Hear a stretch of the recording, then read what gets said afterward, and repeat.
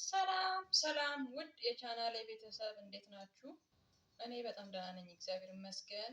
ዛሬ የሮዝመሪ ቅባት አብረን እንስራ።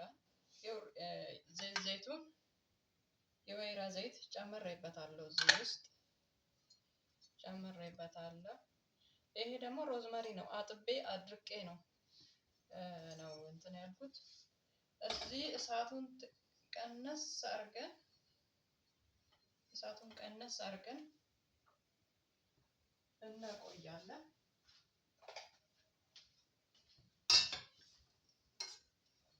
ቀስ ብሎ ራሱ እንትን እንዲል እንዳይቃጠልም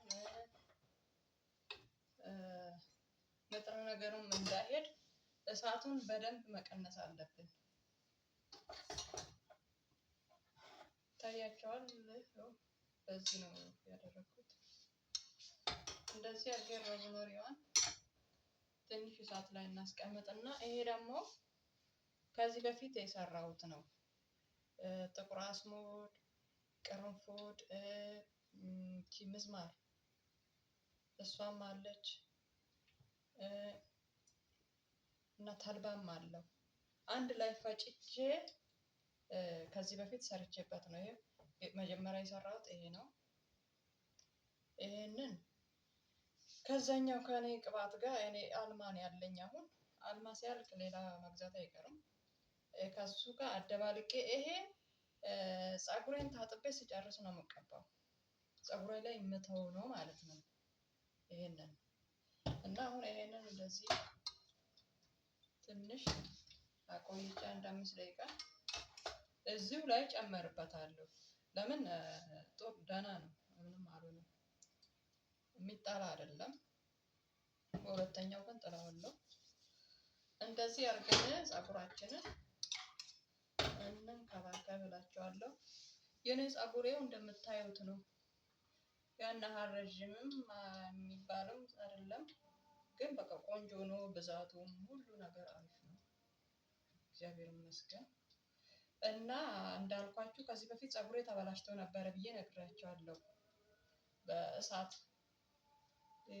የሚሰራው እሱ ገብቶት ቆርጬው ምን ብዬ ነው እንደዚህ የተስተካከለ እንጂ በጣም ተበላሽቶ ነበረ። መቁረጥ ያለባችሁ ይሄ መንታ ካለው ነው።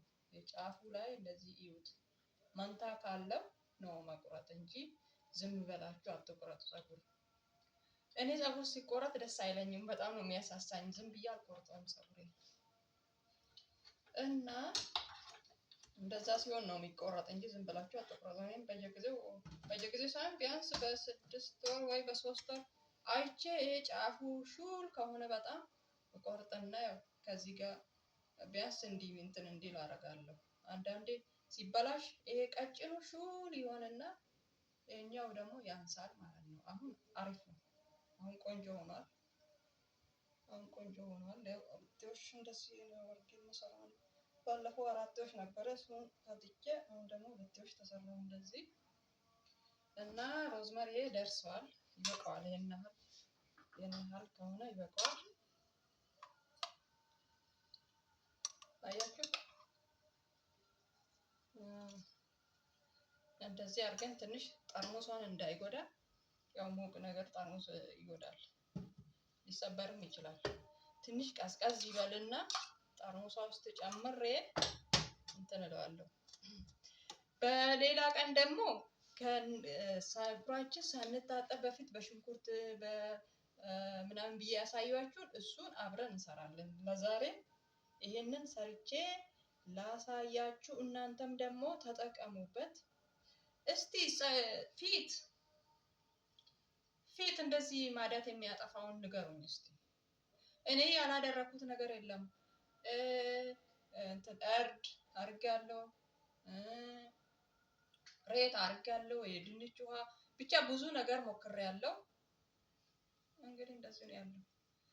እስቲ እንግዲህ ሀገሬ ገብቼ ጸበል ያጠፋልኛል ብዬ አስባለሁ። በእርግጥ እኔ ሐኪም ቤት ምናምን አልሄድኩም እስካሁን። እሱም ቆዳዬ መታየት አለበት መሰለኝ። እሱም ታይቼ ከሆነ ሀገሬ ሄጄ እንትን እላለሁ። እና እዚህ አስቤ ነበረ፣ ግን ብዙም አልተዋጠልኝም። ሀገሬ ገብቼ እዛ ይሻለኛል ከስራ ጋር ምናልባት እሳት ጋር አትድረሺ ምናምን ሊባል ይችላል። ያኔ ምን አደርጋለሁ? ያን ያህል ምግብ አልሰራም፣ ግን አንዳንዴ ለራሴ እሰራለሁ። ለምሳሌ ዛሬ ሴትዮ የለችም፣ የሩዝ ምናምን ሰርቻለሁ። ከእሳት ያው ዞሮ ዞሮ ከእሷ ጋር ስለሆነ ከእሳት መራቅ አይቻልም። ለዛ ብዬ ነው የተውኩት። አሁን ወደ ጠርሙስ ልጨምር።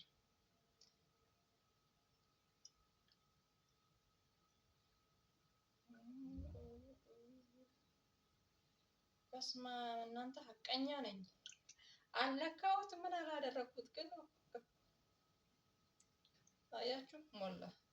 እንደዚህ ሲሆን አትዋሽም ትላለች እናቴ። ከጎደለ ውሸት ይባላል። እንግዲህ እውነት ይሁን አላውቅም። እሱ እንደዚህ አድርገን ይሄ መጀመሪያ የተጠቀምኩበት ነው። እንትን ወረጋ ምን ነበር የሚሉት? አልሙኒየም በቃ በዚህ እንደዚህ ይጠፍ ሽፍን እናደርግና ከዛም ከላዩ ላይ ልብስ የሆነ ጨርቅ ነገር ሸፈን አድርጉበትና የሆነ የማይታይ ቦታ አድርጉ። ከዛን ቆይ መጀመሪያ ላይ እንትን አላደረኩም ላዳርሰው።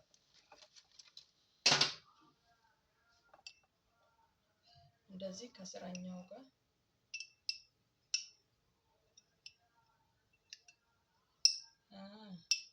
ረስቼው ነበር። አይገርማችሁም? ሳላዳርስ በእርግጥ ነገ ምናምን ከፍቼ አያለሁ። አሁን በራሳ ያኔ አስታውሳለሁ። ቢሆንም ግን አንዴ መስራት ይሻላል እና እንደዚህ አድርጌ ክዳኑ አረኛ ማለስበት።